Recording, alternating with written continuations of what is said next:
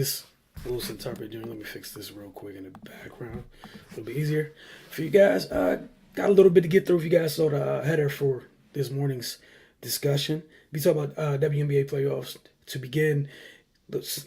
Some minor NFL news. I'm just playing. I'm sure it's not considered minor if you're a Broncos fan, but we'll get to that in just a little bit. We had two game twos last night, but just a reminder, anybody's tuning in for the very first time, we do mornings with the focus every day, not every day, Monday through Fridays between 9:30 and 10 a.m. is when we get started. We usually just discuss things that happen the night before or things going on in sports that make our little prescriptive list. After that, it's up to you guys what we discuss. Whether you guys want to stay on topic with what we have or something else within sports, you're more than welcome to let us know where you want to take the conversation. All you have to do is hit the comment section. We have some good folks who do a great job of doing that, but we encourage you all to do it, whether it's live or if you're watching it later.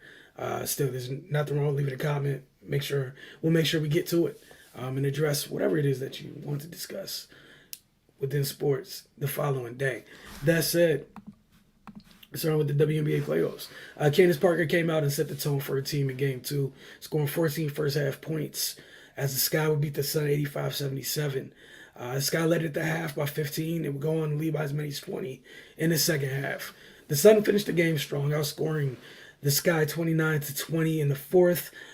They started the final period with on a 9-0 run. And that's a big reason as to why that margin of victory by the end of the game looked a little bit smaller. But Chicago went into the fourth with a 17-point lead. What we saw last night, I don't think was a surprise to anybody. They're the reigning champs. You were going to expect them to respond accordingly after losing Game 1. And a lot of that can be, can be credited to the assertiveness in which their Hall of Fame big came out with last night. All 5 Chicago starters scored in double figures.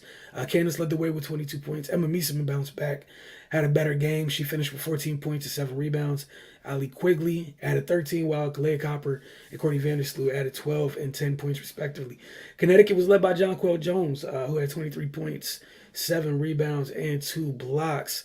However, there was only one. Connecticut only had one other player scoring double figures, and Atisha Heidemann. She had 14. Following the game, Heidemann said they were getting everything they wanted. We didn't come out with the same energy, it felt like.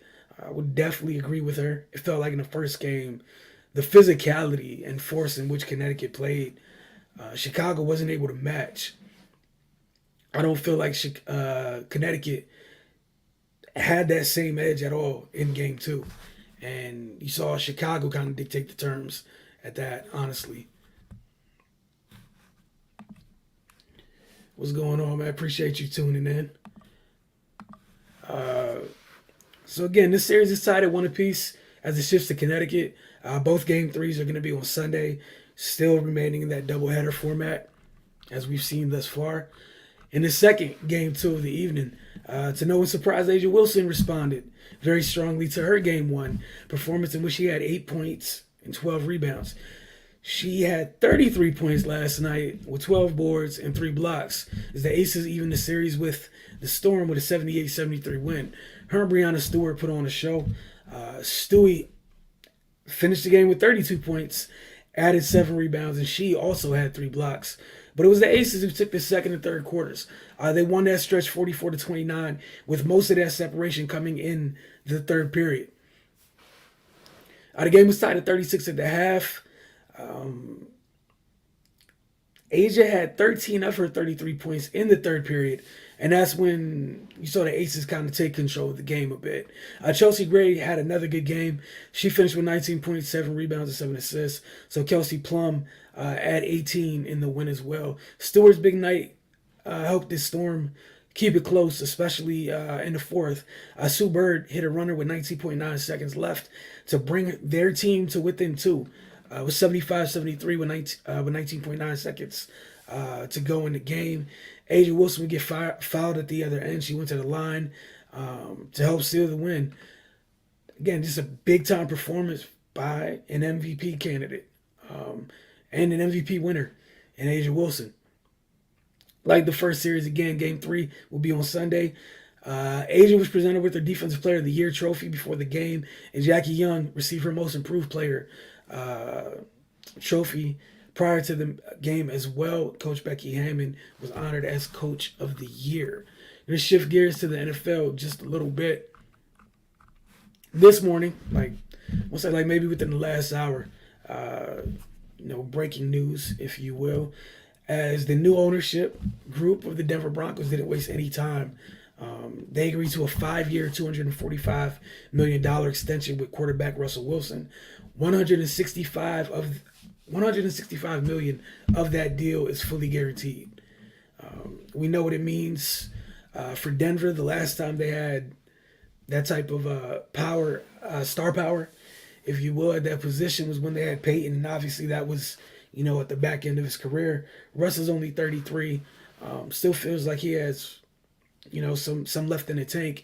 As evident that the Broncos ownership agrees well. It looks like they want him to finish his career in Denver. 33 right now. I think, after this year, he has one more year left on his current deal, and then that extension would start. So he's a Bronco for 7 years, essentially. And I can't get mad at them for doing it. We know what they gave up, the compensation to acquire him, and you locked them up, which also means, for the next, for the next 6 years, when you go into free agency and things of that nature, or you go into every offseason for the next 6 years, you don't have a question at that position. It's obviously one of the most important positions in that sport. There's no question marks. You know who he is. It's just a matter of what he's able to do in his time there. A couple of players that Justin and I discussed yesterday have found new homes. It didn't take that long at all. The Chicago Bears have claimed offensive lineman, former first-round pick Alex Leatherwood, who was cut by the Raiders. They have signed him to help bolster that offensive line in front of second-year quarterback Justin Fields. I'm anxious to see where they end up playing Leatherwood. Are they going to keep? Is he going to play guard? Are they going to trust him to play tackle? We know what they did with Tevin Jenkins, where they drafted him, I want to say last year, as a tackle, but it looks like he's getting his feet underneath him this season, this offseason, if he was a guard. So we'll see what they end up doing with Alex Leatherwood. One that the other and the final topic that I had pre-scripted again. If there's anything you guys want to discuss with this sports, hit the comment section, man. Let me know what's on your mind and where you guys want to go from a discussion standpoint. Just like Diggs, by the way, 7 did. Just hit the comment section. That said, the Vikings and the Eagles agreed on a trade to send wide receiver Jalen Reagor to the Vikings for a 2023 7th-round pick and a conditional 2024 4th-round pick that could downgrade to a 5th-rounder if certain statistical marks aren't met. For the Vikings, look, man, adding Reagor certainly can't hurt. You know what you have the top of your depth chart in Justin Jefferson and Adam Thielen. I wouldn't be shocked if Reagor kind of sort of finds his footing in Minnesota in that offense. I think he has a chance to maybe end up being wide receiver 3 there. I know they lost a wide receiver to injury, and I think that might have been kind of the reason behind this move. But Minnesota seems happy about it, and if for the Eagles, obviously, you have A.J. Brown now, so there's no reason to look back. However, it's the internet, it's the day and times that we're in. People are going to look back, especially if Reagor hits the ground running. That the guy you took over Justin Jefferson and then traded to go play with Justin Jefferson has found footing next to the guy you passed on. But we'll see how that works. Again, these 53-man rosters are already crazy fluid in terms of how much movement is happening already. Yeah, the Niners yesterday cut Trey Sermon, who they selected in the 3rd round last year. He's been cut to make room for an offensive lineman that they got from the Browns, former Browns offensive lineman. A lot of interesting moves on the transaction wire. And we'll see how it continues as we get closer and closer to week 1. What I'll do is I'll give you guys a couple minutes if anybody has anything they want to discuss, again, just put it in the comment section and we'll address it. If not, then we'll see you guys tomorrow, and I know we'll take a deeper look at some of the action on the waiver wire, and take a look at some of the practice squads that got put together already. Because that should definitely be a fun exercise. But again, WNBA playoffs continue on Sunday.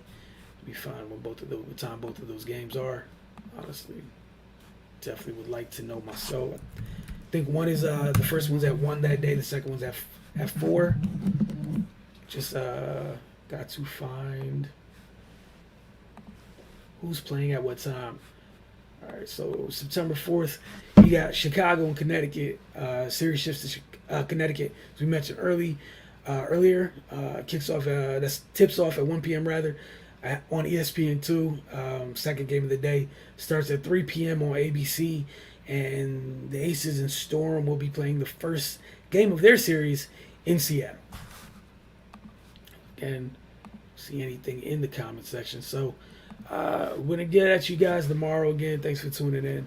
Obviously, some of these days, even when off the solo, some of these days will be a little bit long as we get more and more information. Again, not more and more information, but rather more and more things start happening. College football is pretty much here, which is weird to kind of take in fully. So actually, let me let you guys know what's happening on that side of things at the moment, since that is something that we have going on. Let me find this. It is really weird that that's already here, honestly. Still struggling with that. There we go.